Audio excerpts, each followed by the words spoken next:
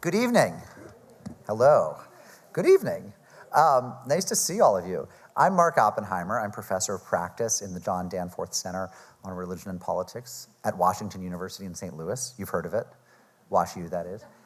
It's such an honor to be here tonight and to be in conversation with Diane Winston, which I will be in a moment or two. But first, who here owns a smartphone? Who here's smartphone is on? I'm gonna ask that question again in about 15 seconds, and I better get a radically different answer. In fact, I'm gonna model this behavior as I do it. Oh, look, mine's on airplane mode. Can't beat that. Thank you so much for turning off your phones. But that's okay. As a teacher, I know how to deal with this. If a phone rings, I'm answering it. So as long as we're all okay with that. It is such an honor to be here on behalf of the John Danforth Center and to be in conversation with Diane Winston. We have speakers throughout the year, and I can think of none whom I'm more excited to have been chosen to host. So I want to thank my colleagues at the Danforth Center and everyone involved in making this event happen. I want to thank all of you for coming out tonight. I know for students this was your last day of classes. And I know there's no better way to celebrate finishing, especially the seniors, like there's no better way to finish your college education than to come to a scholarly talk. It's as if you've been well taught. I teach here in the Danforth Center. I also edit our magazine, ARC, Religion, Politics, Etc., which is online at arcmag.org. That's ARC with a C, not with a K, though it's a magazine about religion, so maybe it should have been ARC with a K, but you know, we get what we got. Diane Winston, whom I'm going to be talking with tonight, is a Pulitzer Prize-nominated journalist, author, and columnist. She's the author of many, many books. Her first book, and the one for which I first got to know her, was about the Salvation Army. It was called Red Hot and Righteous, The Urban Religion of the Salvation Army. Her latest book is Writing the American Dream, How the Media Mainstreamed Reagan's Evangelical Vision, came out in 2023. And it talks about how the Reagan presidency used the media to spread a new religious vision of American identity, one that, as we will discuss, continues to influence politics, including the rise of Trumpism and Christian nationalism. Professor Winston is the Knight Chair at the University of Southern California, where she herself is an expert moderator and host of other speakers. She's moderated panels on everything ranging from the Israeli-Palestinian conflict to American right-wing religious identities, to the Vatican's public diplomacy. All of the easy topics, right? The Vatican, Israel-Palestine, Christian nationalism. She began as a journalist covering religion for the Raleigh News and Observer in North Carolina, the Dallas Times-Herald, and the Baltimore Sun. She's appeared in all the big newspapers that you've heard of, the Times, the Post, the Wall Street Journal, and so forth. She's studied religion at Harvard Divinity School, journalism at Columbia, and has a PhD in religion from Princeton University. This book, which is beautifully concise, brief, and sprightly, and which I encourage you all to buy when the evening is over, is a very, very special document. I read it with great joy and excitement, only enhanced by the fact that I was going to get to ask her questions about everything I disagreed with in it, as well as the things that she persuaded me of. So will you please join me in welcoming to the stage my conversation partner for tonight, Diane Winston.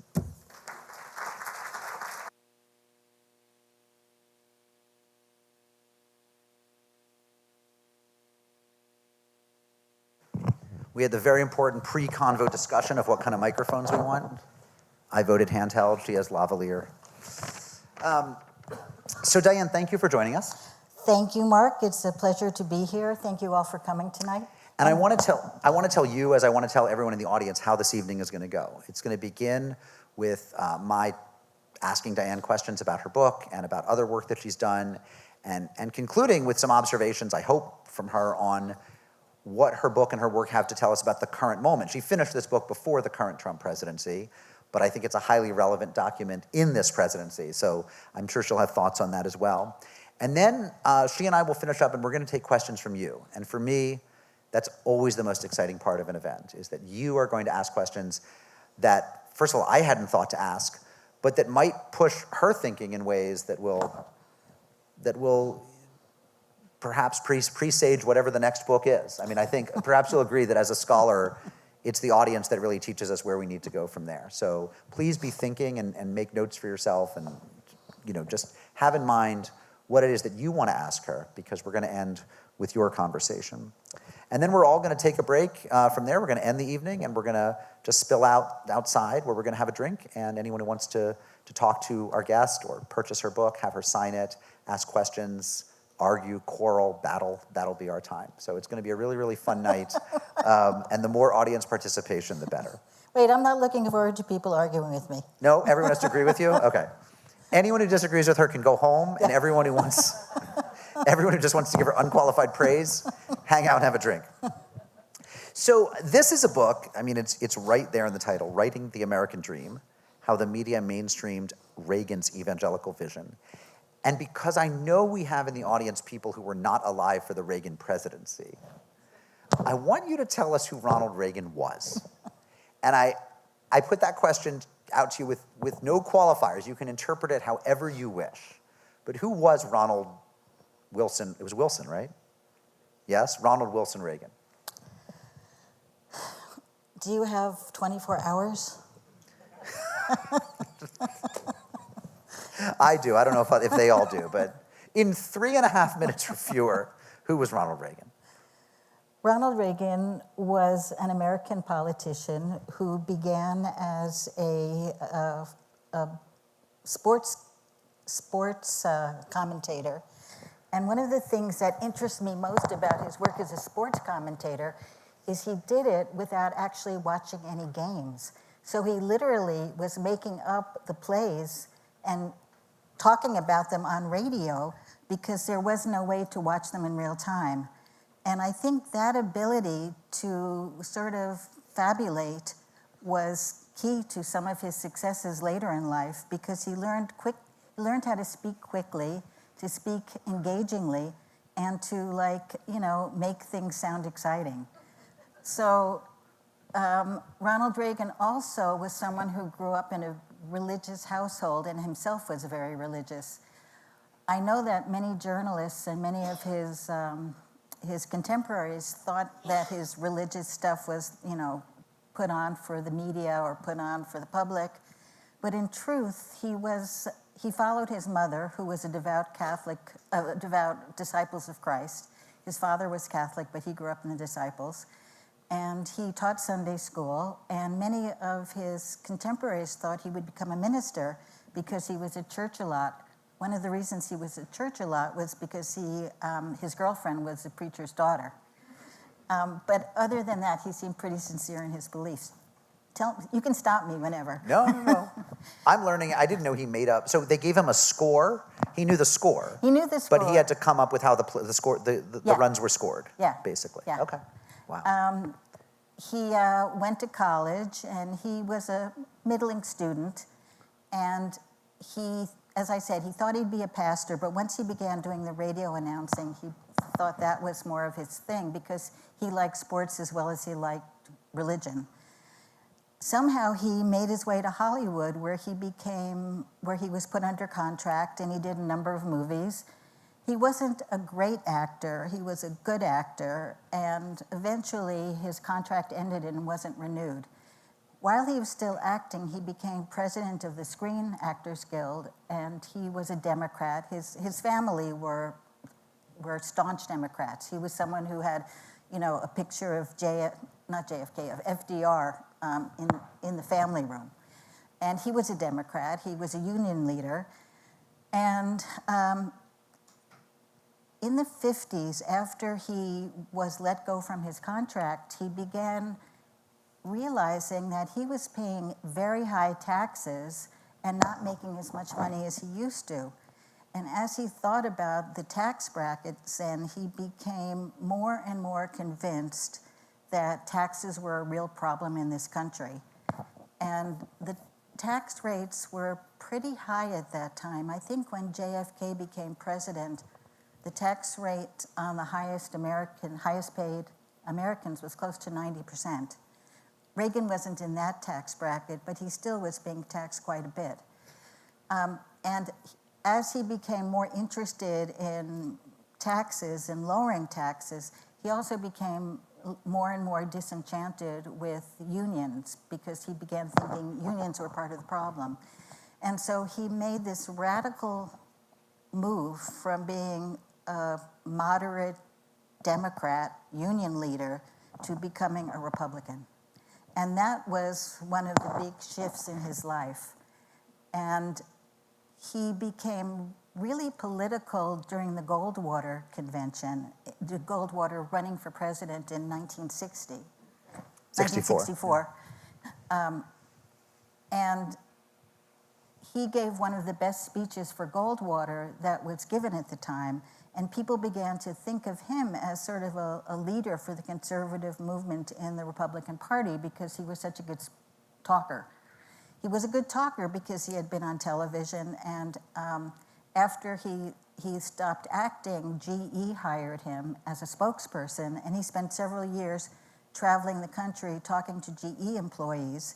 And he talked about politics, he talked about the problems in America, and he realized that he did have a platform to run on, and he was interested in making a difference. And when people got excited about him during the Goldwater years, he began thinking he would like to become a politician and run for office. And so he did that, and he became governor of California in 1966. What most people don't realize about him at the time is, yes, he won on a law and order platform, but he also passed the first no-fault divorce law in the country. And he did that because his first wife, Jane Wyman, had divorced him, and he was so upset by the divorce procedure, he didn't want anyone else to go through that, so he signed the no-fault divorce into law. He also signed a more liberal abortion law than had been in most of states before then. And he later said he regretted doing that, regretted both the no-fault divorce and the liberalized abortion, but that's part of what he did as governor. He did a lot of welfare reform, and some of the things that he did when he became president were first tried out in California. After he was governor, he thought about running in 76, but he realized it wasn't, running for president in 76, but he realized it wasn't going to work out. And so he began looking to 1980, and we can talk about that run later. I will say he was very devout. He went to church in Los Angeles, and he believed he had a mission from God to become president and to change the country in the ways he thought it should be changed. How's that? That's great. And just to clarify again for people who really don't know the history, he then served 2 terms as president. He was president until 1988 and yes, died, 10 years ago now? No, a little more, I guess, but outlived his presidency by quite a bit, and then had Alzheimer's and died. But he was president from 80 to 88, and that's what your book is about. It's about that period when he was president of the United States. So you spoke a lot just now about his own personal religiosity, and I want you to go a little bit more into that because it really animates the argument of your book. And the argument of your book, if I'm not mistaken, and I'm going to put it out there, and then I want you to correct me. I'm going to tell you what I take to be the argument of your book, and I want you to elaborate and embellish it and tell me, okay, how you would say it differently. Is that his own personal religiosity kind of suffused how he saw a bunch of important topics when he was president. The AIDS crisis, which started in the early 1980s, the threat of communism, both abroad and in our own hemisphere, and race and poverty in America. That we can't understand his conservative and right-wing approach to those topics unless we understand his own personal religiosity and how it influenced his views. Is that, how close am I? you nailed it. Okay. So, well, then we're done. Let's go home. No, Let's go get some. But your book is really about how the media then absorbed those views. And so could you explain for everyone, here we have this president who's deeply, I guess you'd call him an evangelical. I mean, he didn't really talk about a born-again experience, but... He did, when he ran for governor in '66, he said he was born again, but he later said he didn't like that term. So he called himself a Christian. Called himself a Christian, kind of a broad church, non-denominational Christian. not Roman Catholic, some sort of Protestant, with a sense that he was on the side, that God was with him, right? And then he brings those views to all these topics that he has, all these policies that he has to enact as president. And your book is concerned with how he kind of used the media almost unwittingly, used and abused the media to change the conversation in America. Tell us how he did that.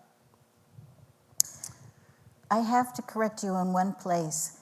I think the other argument I make in the book is that the media is always ready to be used.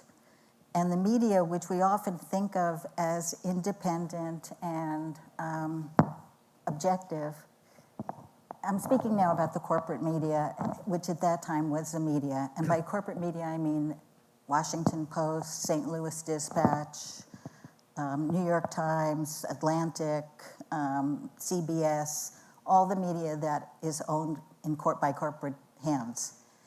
And my point in the book is that this media is not objective, it's not transparent, it has its own agenda, and its own agenda dovetailed with what Reagan was doing, and so it unwittingly or not promoted his views. Okay, so what was the media's agenda, and how did it dovetail with Reagan's agenda?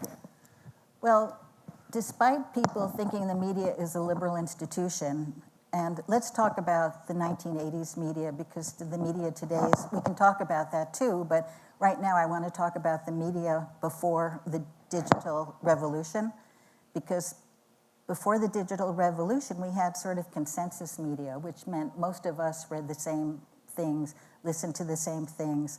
I mean, people had their own little niches. They might have read Christianity Today if they were Christian, or they might have watched, a Spanish language program if they were Latino speakers, or they might have read, listened to ETVN if they were devout Catholics. But most people, read their local newspaper, maybe read a national newspaper, or got a news magazine, watched, 60 Minutes on CBS.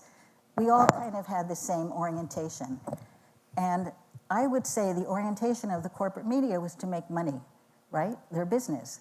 And to make money at that point in time, you needed to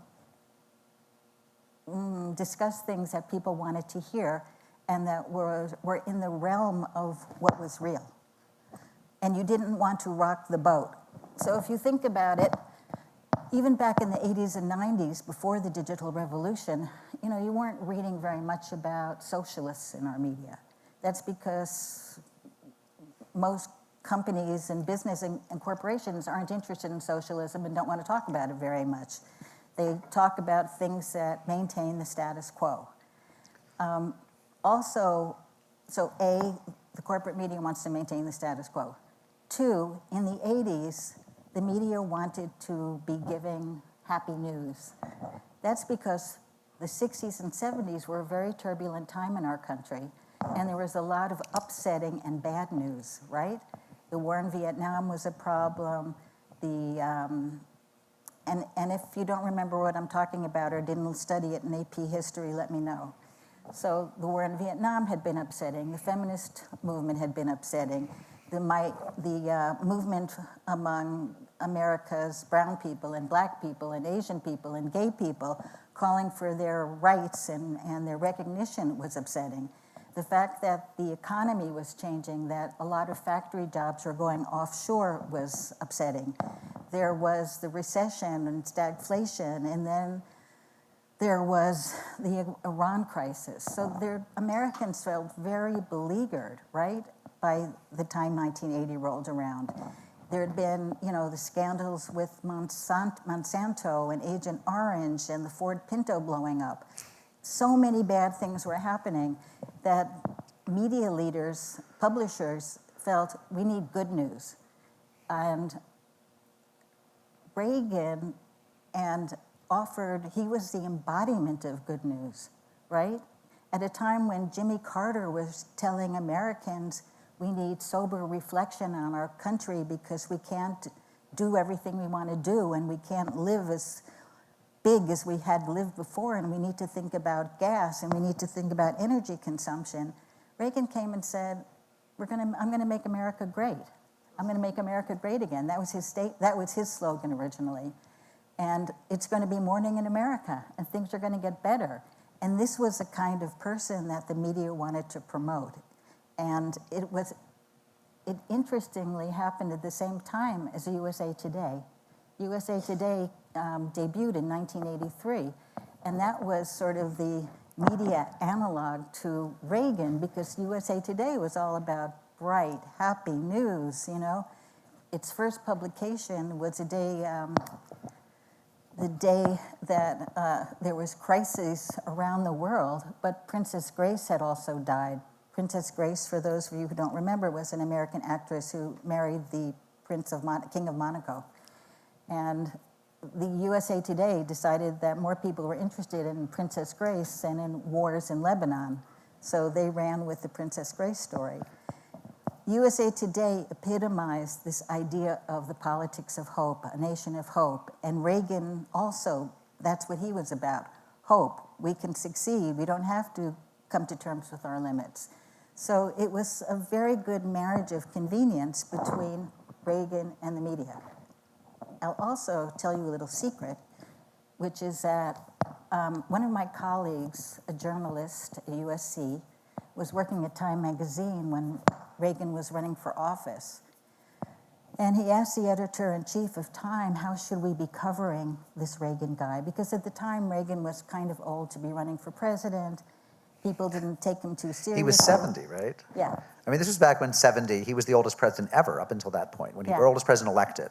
And he was 70, and now Biden, Trump was late 70s, Biden was 81, 82. I mean, it was, different times, yeah. So they were worried that he was old, they were worried he'd been an actor, they were worried he kind of, made a lot of gaffes when he was speaking. So the media could have gone after him. But the editor of Time said to his reporters, we've already destroyed 3 presidents, let's go kindly on this one. And the media had been very harsh on Nixon, obviously, on Ford, and on Carter. So the media was primed to be supportive. And on Johnson. I mean, you could really say 4 presidents, right?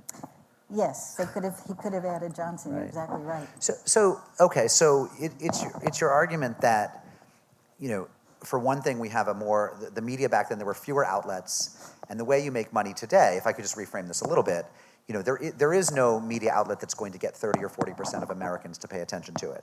So the better model is to try to take a polarized approach and a niche approach and be the place that 5% of Americans obsessed with whatever your particular niche is go, right? It's a better model to be a far left outlet that gets 5% or a far right outlet that gets 5% or an environmental news outlet that gets 2% than to strive for 30 because you're not going to get 30%. But back then, the more profitable model was to say, well, there are only 3 networks.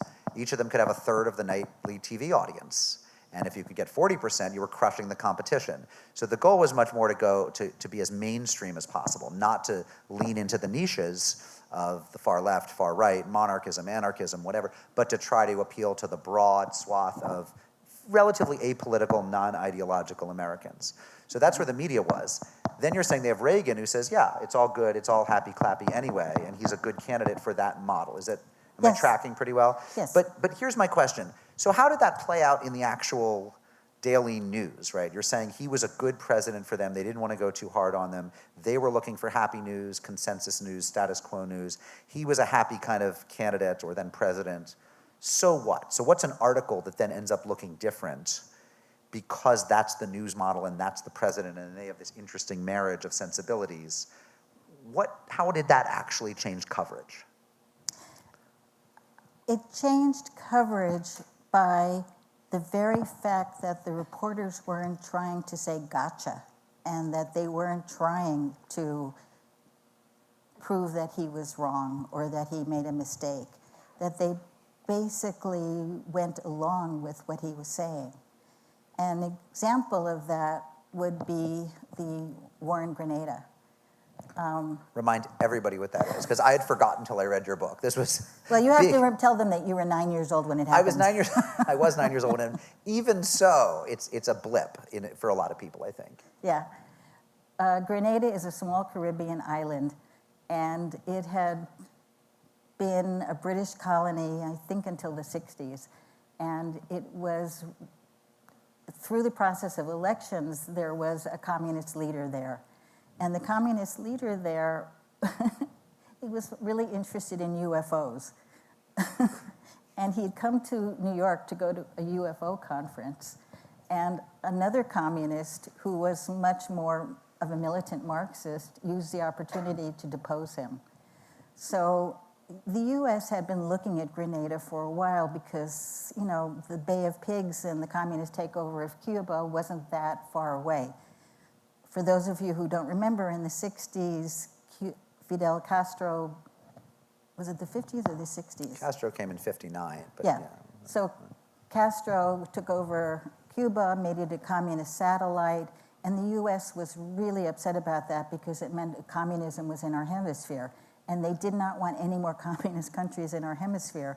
So when Grenada was being ruled by a militant communist, they got really upset. And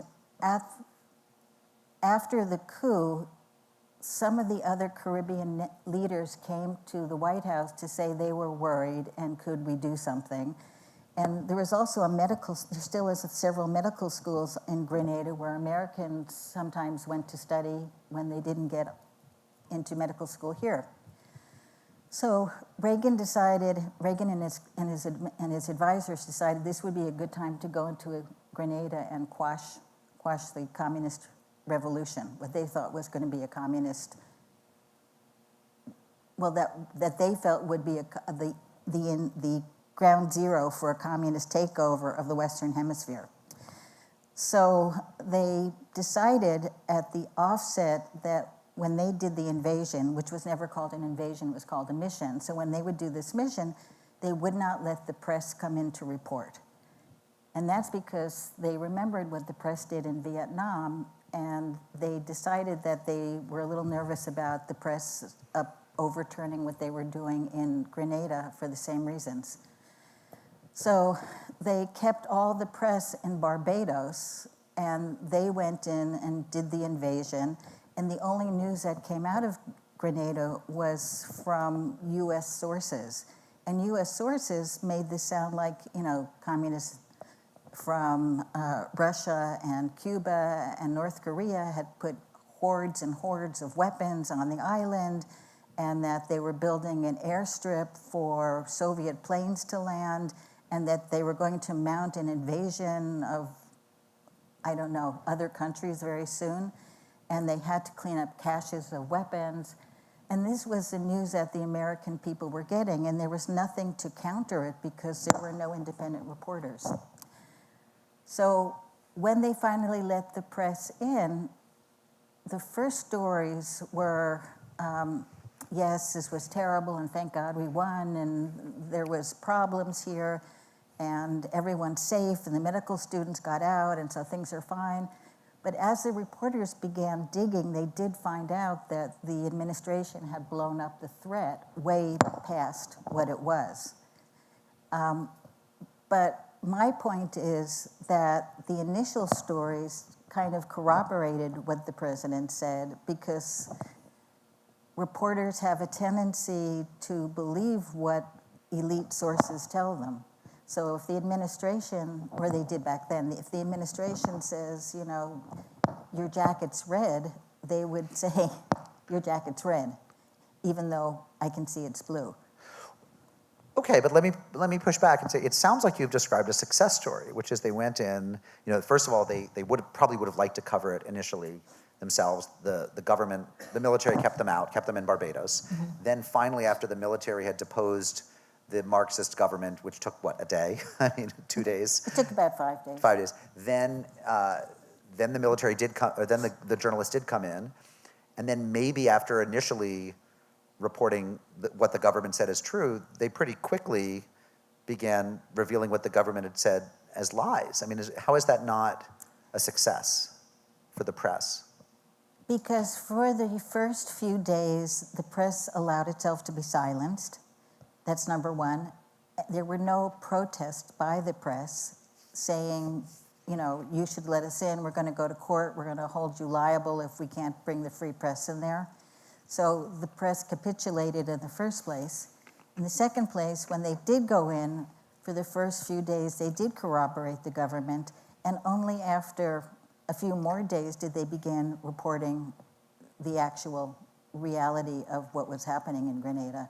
So you could say, yes, it was a success story eventually, but leading up to that success was what I would call a series of failures. Like, why didn't they press harder to get in the first place? Why didn't they, take this to court? Why didn't some of them find ways to sneak over from Barbados? I mean, that's what I mean by saying that they capitulated easily to the administration's plans.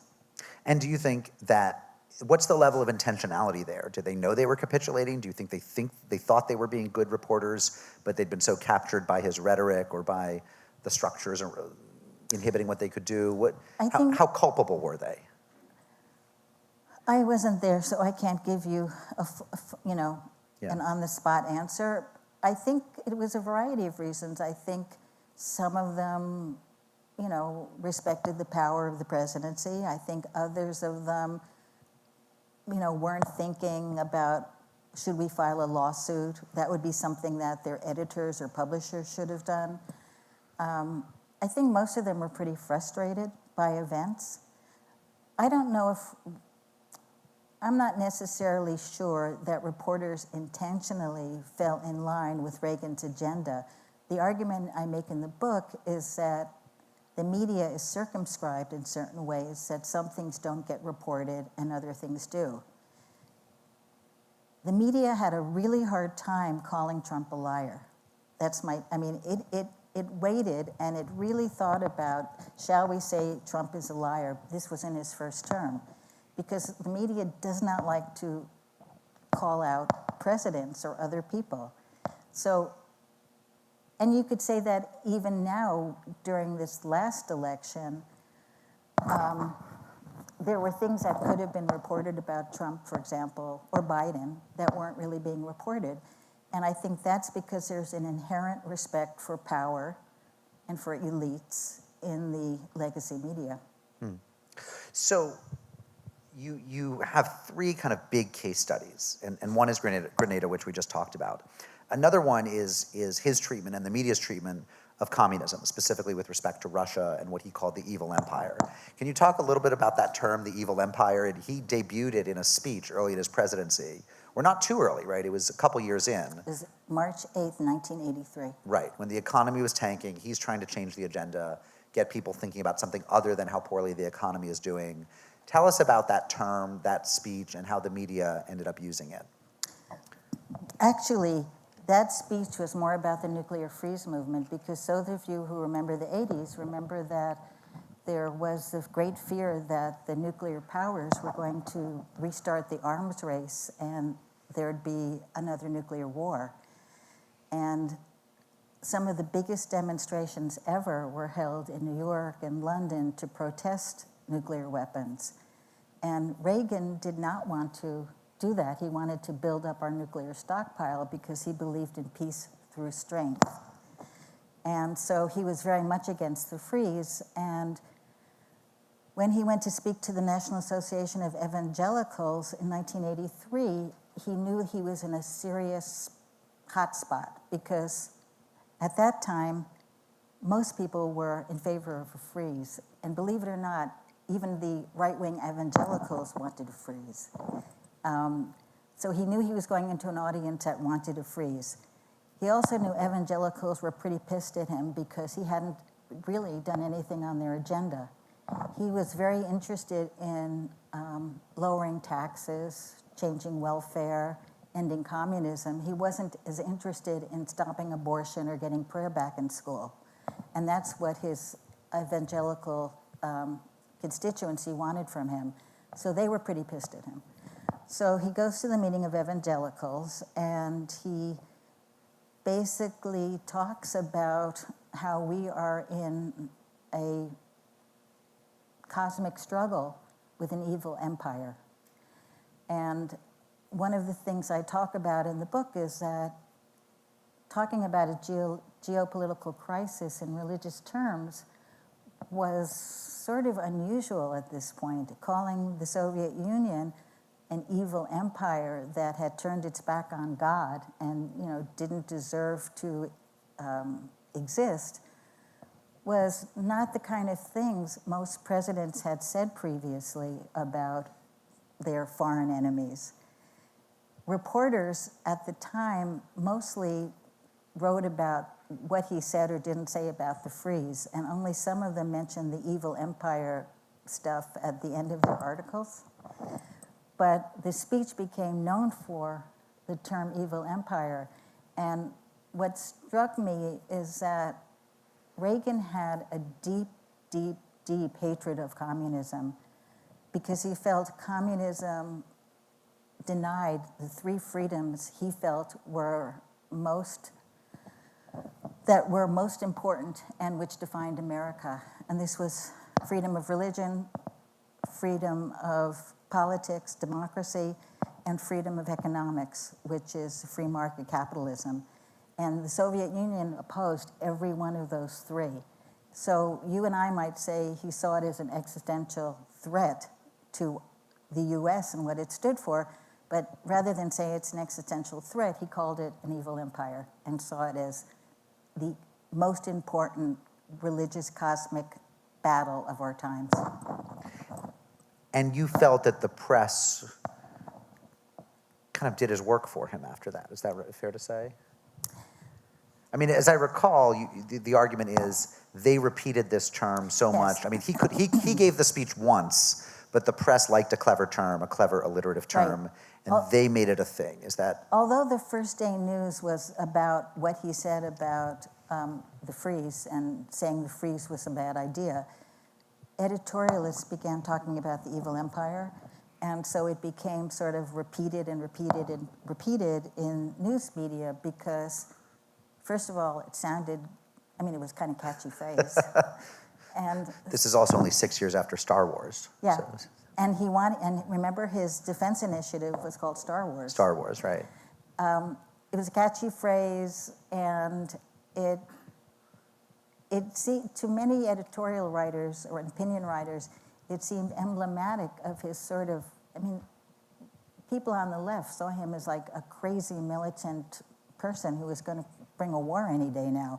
And so this use of the term evil empire to them was illustrative of his right-wing, macho, cowboy, gunslinger tendencies. So the term got circulated and circulated to oppose Reagan, but ironically, it only served to make the term more familiar to most Americans. Okay, but again, I'm sort of come back to what would you have had them do? I mean, it's a clever term. They couldn't have foreseen that. I mean, if you're saying there were liberals in the media who thought it illustrated his craziness, first of all, one could question whether it's really their role as reporters to decide on his craziness or not. No, these aren't reporters. These were the editorial writers. But is it your argument that they should have perceived that by circulating it, they were going to kind of make it part of the language in a way that would redound to his benefit? That's not the argument I made or I'm interested in. I'm not interested in correcting the press's behavior. I'm interested in looking at what it did and how it affected public opinion. So whether or not they should have done it or how they should have done it is moot to me. The point is, how did it move public opinion? And do we know that it moved public opinion, that term changed how people thought about nuclear freeze? What's interesting is that later on that year, a television special called The Day After came out. And The Day After showed what happened. My parents wouldn't let me watch it. You were 9 years old. Well, it looked scary, and it looked really scary. It probably was really scary. The Day After showed what would happen if a nuclear bomb hit Kansas, Lawrence, Kansas. And the movie was so horrifying, and Reagan watched it, and he was blown away. I mean, he didn't want a nuclear war. He was very scared of nuclear war. But apparently, after he saw the movie, he became more convinced that using nuclear weapons would be a terrible thing. And the freeze movement really began to die after, I mean, there were a couple of big protests in the summer of '83, but it began to really peter off and die. Now, whether or not the evil empire speech had anything to do with it, probably not. But probably because of, changing political winds, and probably because, other things began taking up public space, it wasn't so much an issue. Mm-hmm. But I think his framing of communism as our cosmic enemy did stick with people and did become more of a way for Americans to understand what the Cold War was about and why we were so opposed to communism. And so when the USSR fell, I think that people were really ready to give Reagan part of the credit for that. And you think that was wrong? I don't know if it was right or wrong, but he probably got more credit than he should have. Mm-hmm. And then I want to talk next about how the news media covered AIDS. And I want to point out that you're in particular at a couple points very, very critical of NPR, which people tend to think of as kind of the bastion of liberal news media. And your argument here is actually they tended to recycle anti-gay cliches that had been handed to them by Reagan. Is that right? By Falwell. By Jerry Falwell. Yeah. The argument I make there is that Reagan never said anything about AIDS, I think, till '87. And that was for a few reasons. There was a political reason, which is advisors told him not to say anything because whatever he said was going to piss someone off. And so there was no win in saying anything. And he came from Hollywood. He knew a lot of gay people, and many of them were his friends. And so I don't think he felt good about wholesale, discrimination against gays or calling them out for their behavior. But he was very much identified with Jerry Falwell at this point. Jerry Falwell was a conservative fundamentalist who started a political movement called the Moral Majority. The Moral Majority was the first time that fundamentalists became politically active since the 1920s. And Falwell was sort of a genius because most of the time fundamentalists were people who didn't want to talk to anyone, who didn't believe what they believed. Falwell understood to have a political movement, you had to bring people together. So under a big tent, he had not only fundamentalist Christians, but Jews, Catholics, Latter-day Saints, people who most fundamentalists would never talk to. Falwell realized shared the similar ideas about the role of religion in society and opposition to abortion in particular, and so he brought them all together. And he registered a lot of people before the 1980 election, and all those people came out in support of Reagan. Falwell really didn't like Reagan's work legalizing abortion somewhat in California, but he was willing to forgive him that because he thought Reagan would come through in other ways. And Falwell knew Reagan because even though he had that congregation in Lynchburg, he had another congregation in Orange County, California. So he was pretty familiar with Reagan and what was going on in California. So Falwell was one of the first people invited to the White House after Reagan was elected. And Falwell liked to promote himself. He was a really good show person. And he realized that riding on Reagan's coattails would boost him. And so he stepped out and took the lead in framing the conservative argument against AIDS. Which was that it was a plague visited by God on sinful gay people, sinful gay men. And then later a plague on America for allowing sinful gay behavior. So how did the media buy into that? So the media began reporting AIDS was a medical story. But after Falwell began talking about AIDS as punishment from God, the media picked up this moral dimension of the story. And the story not only was a medical story, but it was a moral and a medical story. And a lot of the coverage of that time talked about why AIDS was seen as a plague from God, people who would discriminate against people with AIDS because they felt it was a plague from God, and even media who didn't explicitly write stories like that, when they wrote about gays, the language they used was so much, it was so hyped up that they might as well just come out and say gay people are terrible. And I'm thinking of the first cover story on AIDS was in Newsweek in 1983, and in that article, sometimes you see subheads in articles, which are divisions between sections of an article, and the subheads were, a gay plague, dying and diseased, a horrible way to die, anguish and humiliation. I'm not giving you verbatim, but that was a tenor of them. So the article itself was predisposing readers by the language it chose to think about this as a bad thing, a morally bad thing. It wasn't like innocuous language like a medical problem or a mysterious illness or a disease affecting 10% of Americans. It was things that had words that had emotional charge to them that would make readers think that this was a bad thing. And that was, it was like Falwellian language that they were using. And so again, I know you're saying that you're not looking to call them out and say they should have done otherwise, but I couldn't help but think that to some extent you thought they were being duped or were being the useful idiots of the Christian right. Yeah, I did. You did? Okay. So they could have done better. Yes, in that case they could have done better. Yeah. How would they have done better? Just what I said. Instead of writing a gay plague, they could have wrote a mysterious disease. Should they not have covered the fact that it was overwhelmingly killing gay men? That's fine to note that it's overwhelmingly killing gay men, but they talked about it in terms that made gay men sound like they were evildoers and that they were being punished for their evil ways.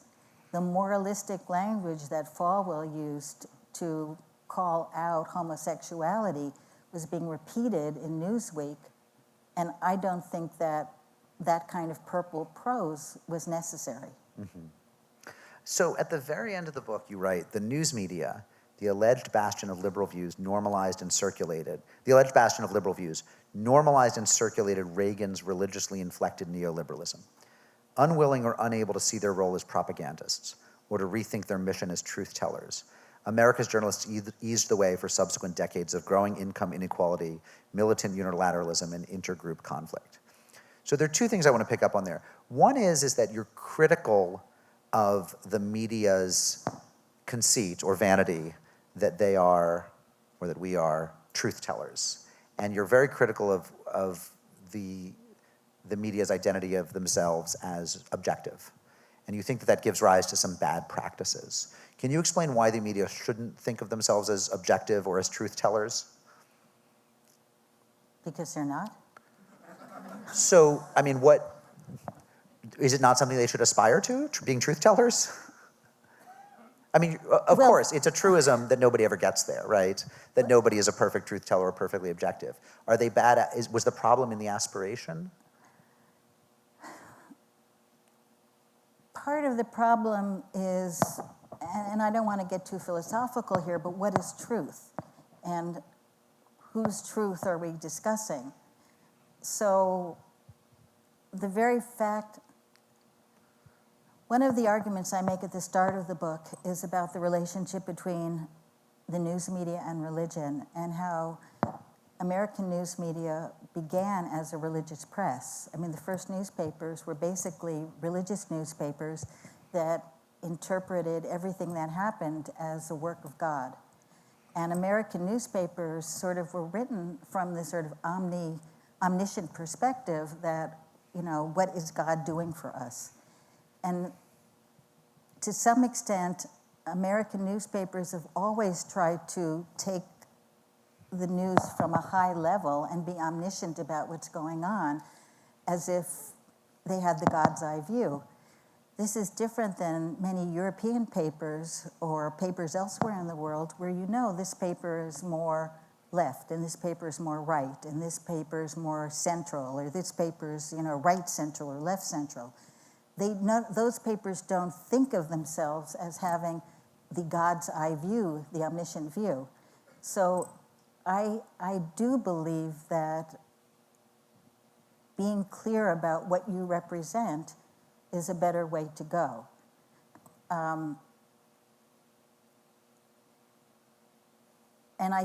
Yeah. I mean, and that's where we're going, right? I mean, today's media is much more partisan, is much more nakedly partisan. CNN has basically, I don't even know if it still exists or if it's closed up shop, but it's withering.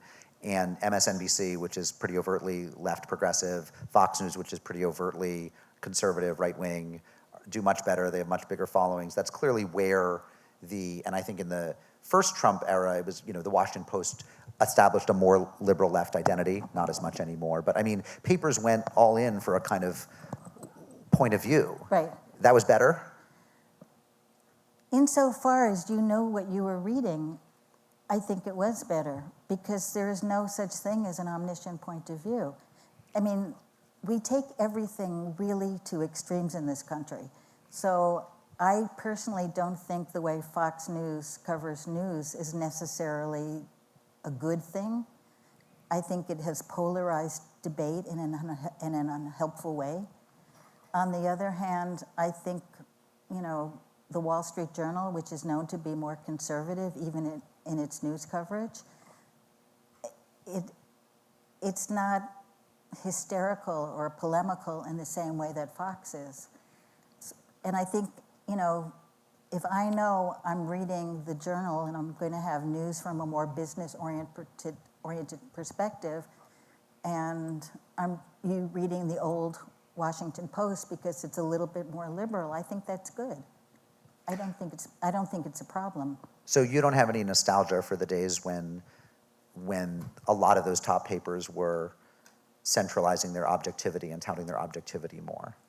They were deceiving themselves, they were lying to us. Because their objectivity, and I'm sorry because it's a hard thing to say in this Trumpist age we live in now, but that objectivity was basically white male objectivity. And it wasn't everyone's objectivity. It was the way a certain class of people saw things. And is there any way, I mean, again, I'm just sort of, I'm dreaming big here. Is there any way that there could be, that a newsroom could come together around a sort of striving for fairness and for non-ideological striving and fairness in a way that you think would put out a good product? Or is it a kind of broken project? Is it doomed from the start? I'm an optimist, so I like to believe that we could do that, but I wonder who would finance it. And you can't think of any examples in the past of papers that have done it? Can you? I take a higher view of all these papers than you do. So yeah, but it's your book and your stage. I mean, for example, I think today's Wall Street Journal, I don't see it as the news section as a right-wing. I mean, the opinion page is clearly conservative. I don't see the news hole as particularly ideological. I think the news hole has gotten less ideological recently. I think the op-ed section was always more. Oh, yeah. But I think the news has gotten, I don't know if we've gotten more conservative or they've gotten a little less conservative, but no, it's not as conservative as it once was. I mean, if nothing else, your attack on NPR for being too right-wing makes this book a real unusual. I was like, wait, she's coming at NPR saying it was too center-right, too right-wing. So that's... I think many of the alternatives we see today, I think are trying to do a good job. Mm-hmm. Whether it's Politico or The Intercept or, it's not new, but I like The Guardian myself. I think they try to take a pretty even-handed tone. Mm-hmm. So I don't think it's impossible. I just think that a lot of corporate newspapers just are doing things, to make money. And that's why the joke in so many newsrooms has been, the best stories to write are about kittens because they get the most clicks, I never understood that till we got a kitten 3 months ago, and they were just they are so. I mean, I'm a dog person, but they are so relentlessly cute, little kittens. You sort of get it. So I'm going to conclude with one question that has two parts, and then we're going to turn it over to all of you. And it's the Trump question, but it's Trump A and Trump B, and I'll give them both to you. Then you can take them as you will. So one is that Trump 1A is I'm curious what continuities you see or discontinuities between how the media, in your view, sort of circulated Reagan's rhetoric pretty uncritically and helped Reagan get his message out, and how you feel the media has treated Donald Trump. And obviously it's a very different media scene today. But I'm curious, if you were writing this book with a Trump chapter, what that would look like. And then the second one is, how you see Trump as a religious figure. I mean, you have a very kind of interesting, cogent, clear view of Reagan as a particular kind of Protestant who saw himself on a particular mission and took that into his view of communism, race, et cetera. But I'm curious, who's Trump as a religious dude? So number one is sort of, how is the media handling Trump the same or differently? And number two is, who is Trump as a religious figure? Those are very interesting questions. I think the media, when Trump was first running for president, I think the media saw him as a great story because he said what he wanted. He said outrageous things. No one thought he had a chance of winning, and it was a good story. And he gave, as we say in the media, he gave great quote, and it sort of jazzed things up, right? At a time when politics wasn't that much fun. And I don't think they took him seriously enough to be that critical of him in that first run. And the fact that he won was surprising to most people. And he was such an interesting character in that first election that he drove up news sales, and then once he was elected, he was so unusual that he still drove up news. So news outlets, whether broadcast or radio or TV, were doing great during that first years of the Trump era because everybody wanted to hear what he was doing because it was so unusual and so outrageous and so daring and so bold. And there was some of a critical eye, but it was more like, this is great for us, we're making so much money. And it was great for us because so many people are reading or watching us, and so many television people, Fox News stars and Rachel Maddow. It just was good for journalism.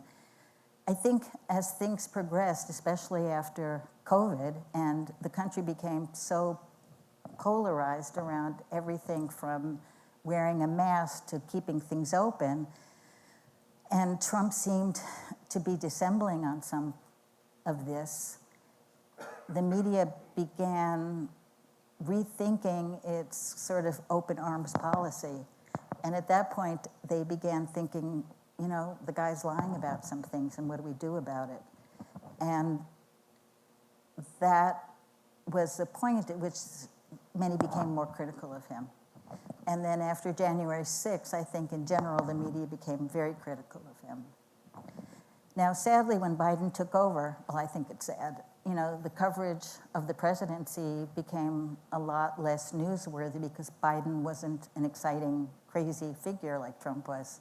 So a lot of what he did went unreported until the media began thinking he's incapacitated, and that was the story. I think now the media is sort of schizophrenic because unlike the first Trump term, when people wanted news, most people or many people don't want to look at the news anymore because it seems depressing or out of control or unreal. So I don't know what it's like here for many of you, but I know where I am, most people are saying to me, I never look at the news anymore, which I find very upsetting because I think we should still always remain informed. Whether or not I love the media, whether or not I have to read 10 newspapers to get a straight story, I think it's important to read the media. And I'm a reader, not a television watcher. So I think that the media gave Ronald Reagan pretty much, a soft touch throughout until the end of his presidency and the whole, you don't remember this, the Iran-Contra stuff. I do, a little. I was 13 by then, so. But until then, they gave him they were pretty good to him. But I think Trump, I think a lot of the media don't know how to handle him anymore because they don't want to alienate people by saying what some people might think. But, I don't know what goes on in the Washington Post and how much stories are censored or cut or killed. So finally and quickly, because I want to get to the audience's questions, Trump as a religious figure? Oh my gosh. I mean, he sort of attended Norman Vincent Peale's church as a kid. I was not a Reagan supporter. I'm not a Reagan supporter. But after seeing Trump, I have to say I really respect Reagan. I'm not in favor of many of his policies. I believe he had genuine faith. I know he had genuine faith. I've seen some of his letters to his family in which he talked about his faith. He may not go to church, but church is not the biggest indicator of religiosity. Sometimes you can't go to church. He was a man of faith. And the reason he did not start with those social issues was because he thought it was more important to change the economic system and safeguard America against communism. To him, those were religious issues, and I can talk about that more if you want. But to him, those were much more important than whether or not you had prayer in school or, whether or not abortion would be totally repealed. He thought the way we live as economic people and as political people in an international world were key. You may not agree with it, but those were his political and religious convictions, and they were tied into each other. And again, he was genuine about those beliefs, whether or not you agree with them. Trump, to me, and you can disagree, of course, is someone who has used religion to capture hearts and minds. And he not only has used religious belief, but he has even begun to cast himself as a Messiah figure, which is... I don't know if everyone heard this person in the front who said disgusting. I won't say. I think it's sacrilegious and heretical. That might be a nicer way of putting it, but it's a grandiose concept that is problematic. And interestingly enough, Reagan wanted to pull economics and politics into a religious sphere. The right-wing conservatives have done that very successfully, and that's sort of the march from Reagan to Trump. It's a march of right-wing, mostly white evangelicals becoming more politically shrewd and seeing that their battles are much more than just abortion, but they, include a whole range of things. And Trump has really capitalized on this, and they seem to be very happy bedfellows. And to think that they used to think that Reagan could never get the evangelical vote because he was divorced. And now we've had two divorced presidents, Reagan and Trump. Yeah, and we could never elect a president who'd been an entertainer, and we have two entertainment presidents, yeah. Diane, thank you so much. I want to turn this over to all of you. Who has a question? Sir, now remind me, are we going to bring a microphone over to this gentleman? Yes, we have microphones. So Hannah's going to come down with a microphone because we want to capture you for posterity. So maybe tell us your name. Right here, right? Richard Browning. Wait for a microphone. He's right down here in the second row. And tell us your name and give us your question. Richard Browning's the name. Anna, I don't hear him. Is that just for YouTube, for the web, or should he? What? Richard, one second. I don't hear you. It's not on. So it's not going to help the audience. There you go. Try. Is that better? Yeah, there we go. Okay. Go ahead. Do you think Reagan was a good president? And do you think he was involved with the New World Order that George H.W. Bush was involved with? I'm sorry. The New World Order, is that what you said? Yeah, George H.W. Bush was one of the founders of the New World Order. He wanted to put everybody into one country, really. Let's take the first question. Do you think Reagan was a good president? Because I want to, one question at a time. So I'm going to take your first. I'm going to make editorial decision. Go ahead. I personally don't think he was a good president because I think he introduced a market-oriented capitalism into this country. I'm fine with capitalism, but we live now with capitalism on steroids to the point where my students, not my students, but students at my school, have classes on how to brand themselves. I think learning to brand yourself is really sad. When you first said that, I thought like with a cattle brand, and No. then I realized, and I thought that'd be a whole class, like 13 meetings, and then I realized you meant corporate branding. Yeah. It took me a second because I'm slow. Yeah. Sorry. You know, we live in a world where everything is commodified and everyone is a commodity, and many of our relationships are transactional. I am really glad that I was not dating in the age of Hinge and, you know, Grindr and all these other things, because, you know, you look through people's pictures like you're looking at a catalog. I don't think that's a human thing to do.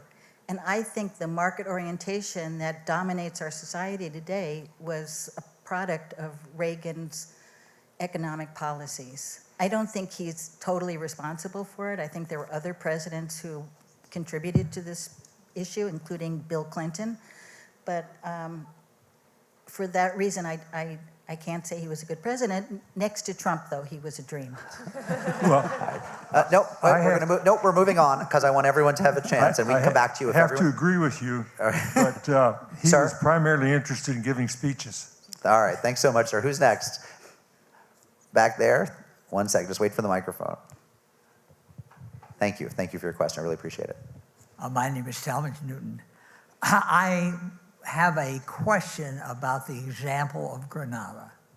I think that your interpretation, if I may challenge it slightly, is fractionally off. I think what the press was told is, look, we want you guys to be involved. We're going to put you very close on an island, very, very close. And just as soon as we get a beachhead, you'll be in there.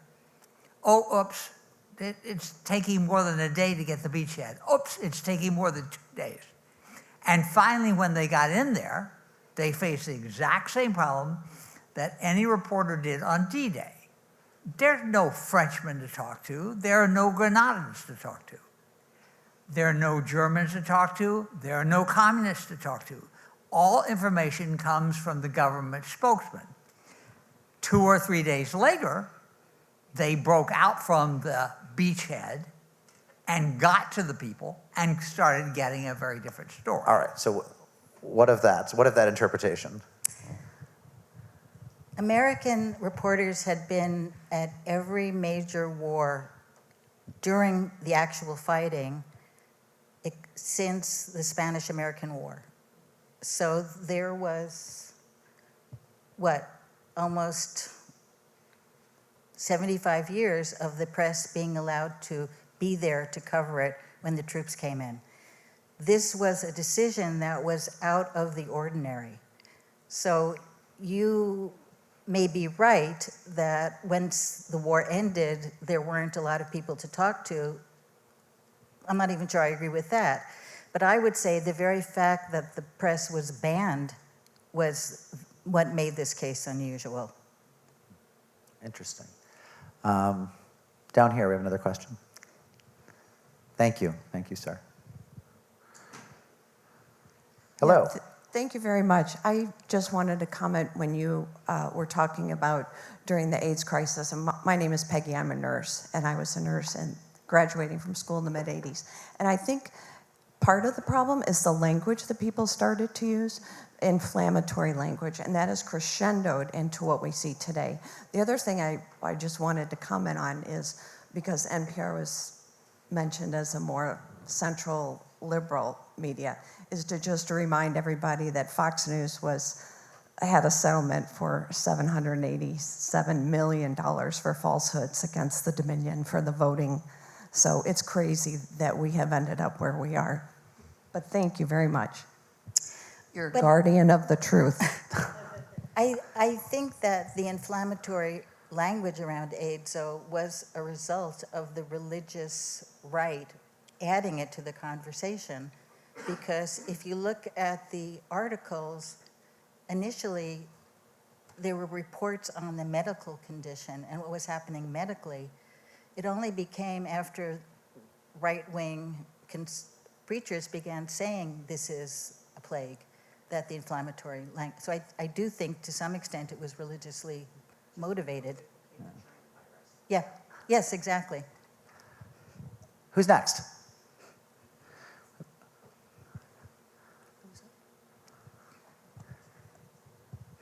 I lived in Costa Rica, Nicaragua, Peace Corps volunteer and all that.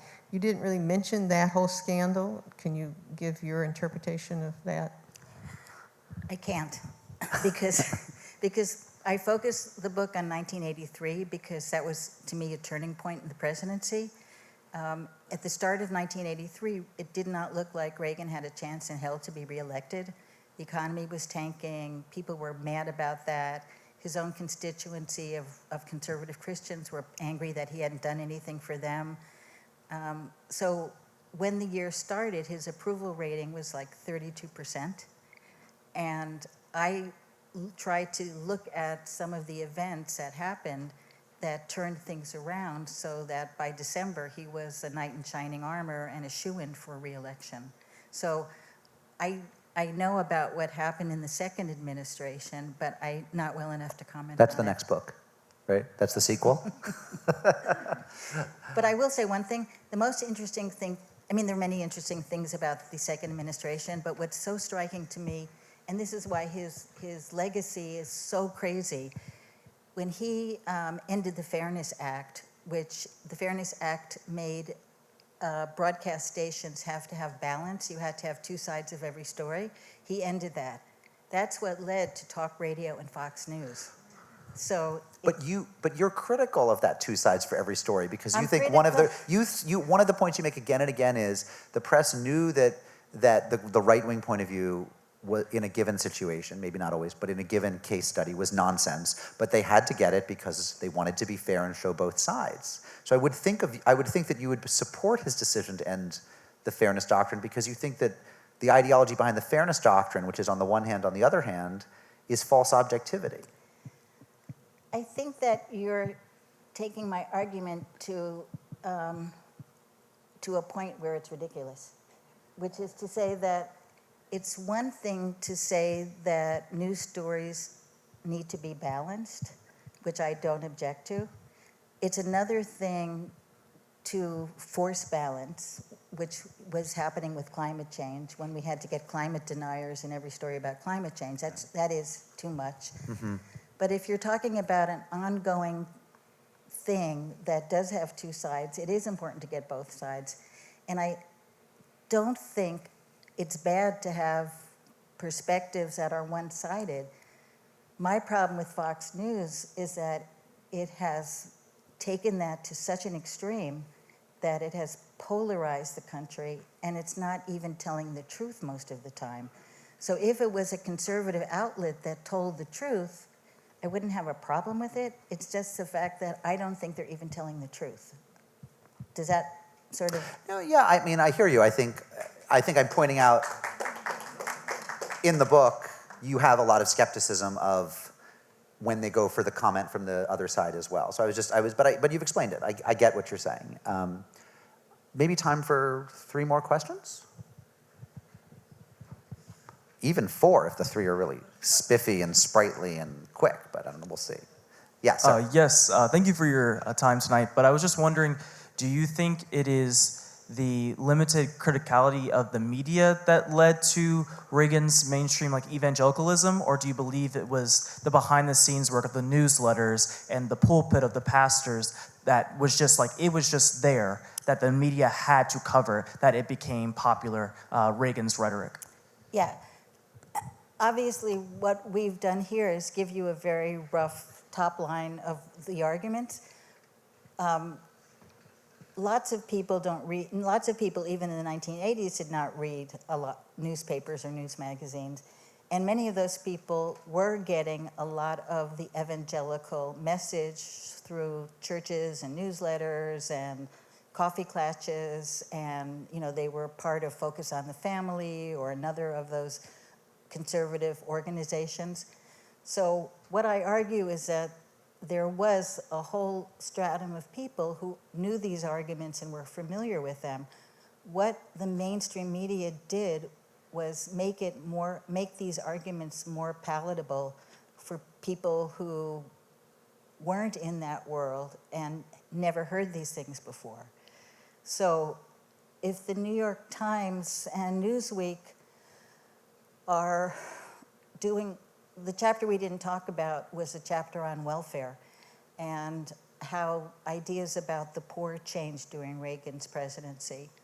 So if all of a sudden Legacy News is talking about welfare queens and writing stories about blacks who don't work or who can't get ahead, and kind of normalizing the view that poverty is a problem only of black single mothers, that's what begins to change things, and the way some people began to say, well, maybe welfare isn't such a good idea after all because people are abusing the system. The point I make in the book is that media can't tell you what to think, but it can tell you what to think about.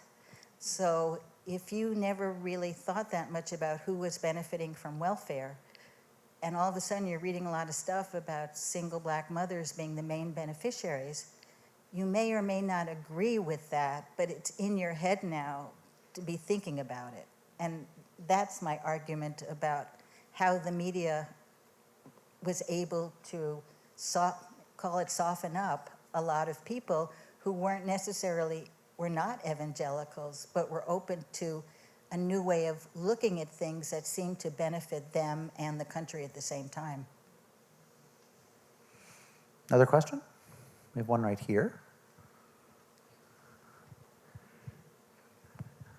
I want to thank you for coming, and I want to thank WashU for having these. I find them always interesting. In listening to you talk, it reminds me of a book I read, Manufacturing Consent. That was a big inspiration. I'll tell you what, it's a great book. If anybody has a chance, I would read it, because in this day and age, I'm trying to figure, where do you get truthful, good news? And I think when you're working, raising a family, nose to the grindstone, I'm retired now, so I'm reading a ton of stuff. And so I have that luxury. But where are we going to get truthful news? Funnily enough, I wanted to call my book Manufacturing Consent, but... It was taken.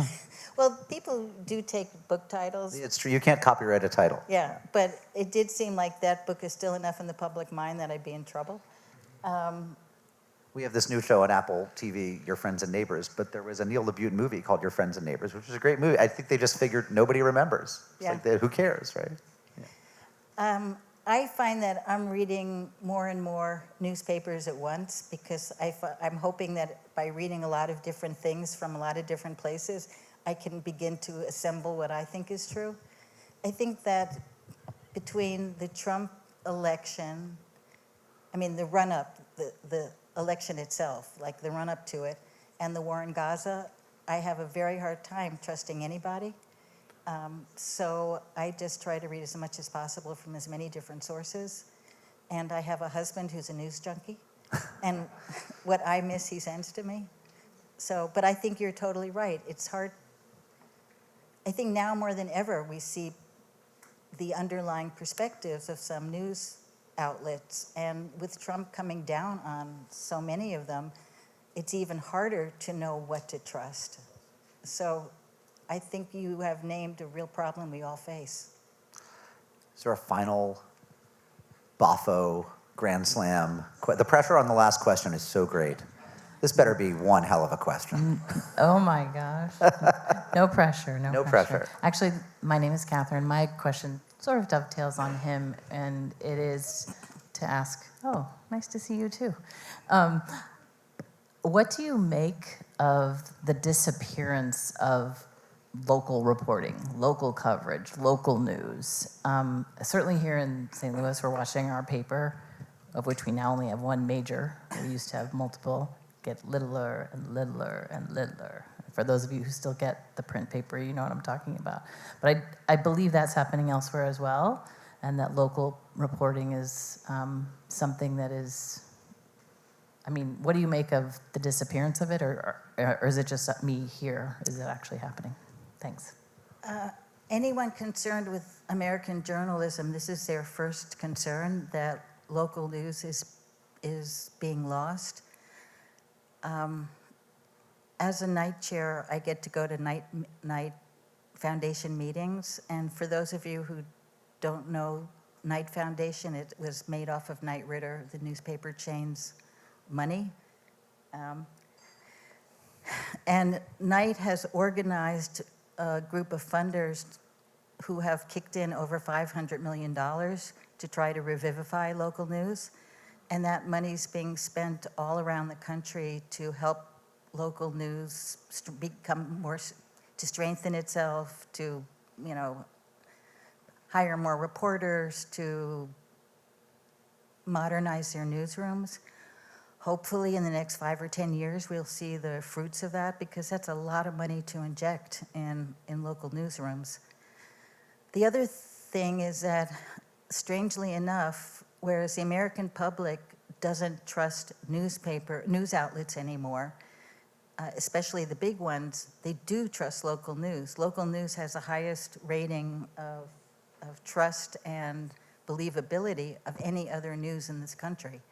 So there's obviously a keen desire for local news. It's just an economic problem of how do you finance it?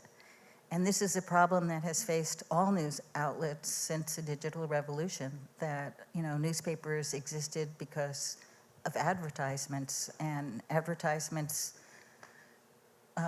online are not as costly as they were in print or on television. And there's hope that maybe subscription models will work, but a lot of Americans don't want to pay for the news anymore. They think it should be free because they can get it free online. So it's a very tough economic problem, and it's why so many foundations agreed to kick in with Knight and try to find answers in local newsrooms. And if you have local newspapers here, or if you think there should be one and you want to start an initiative, there's money out there to try to help. Such an important question. Thank you for ending on that. That's like very close to my heart as well. It's also, by the way, shocking how many people will cut a check to NPR but won't subscribe to their local paper. Yeah. I mean, in some ways, NPR has been the death of local media, because the educated class has decided, well, I have NPR, not noticing NPR doesn't cover local town school meetings. I mean, we've migrated up to the sort of national level. I get the Times, I get NPR, and stopped caring who our city councilor is. And this is pretty much everyone I know, you know. And it's a shift that happened around the time you're writing about as well. Before we give a massive round of applause to Diane Winston for this great conversation, don't do it yet. I want to remind you that you're welcome to stay for a reception. I want to remind you that the Danforth Center has other events coming up, but not this spring because you're done with school. So in the fall, right? There's nothing coming up, right? Thank you, Deborah. I want to thank Deborah and Hannah for helping to make this happen. And I also want to say that if you're so inclined, buying Diane's book out there is a good deed, not only because you're being good to yourself, because you'll really enjoy the book, which is beautifully written and so powerful, but also you should know that it's not being sold by WashU or some major multinational. It's being sold by a local independent bookseller. So think of it also as a way to support a local independent bookseller who, along with local news, are kind of the most important institutions in the universe. Diane Winston, thank you so much.